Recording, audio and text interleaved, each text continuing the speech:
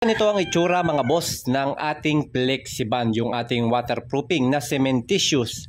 So bali ang gagawin natin dito ay hahaluan lamang natin ito ng semento na 6.5 kilos of cement.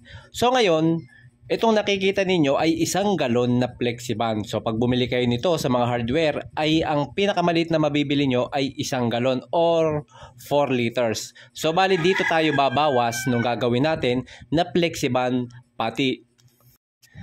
At kita nyo yung ginagawa natin, nalagyan na natin yan ng semento. So bali itong ating Flexiband pati na ginagawa ay lalagyan lamang natin ng semento.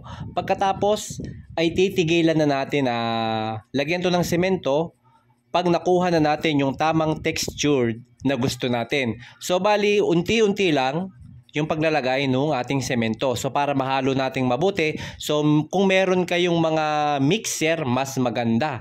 So para mas halong-halo yung ating Flexiband pati, mas magandang ihagod. Ang Flexiband pati mga bossing ay pwede natin gamitin pang repair ng mga cracks. Pwede rin to sa mga joint, pwede rin tong pang masilya sa kahit saan basta semento. Okay? Or merong materials na may semento like mga pipes board, mga walls, pwede yang gamitin mga bossing.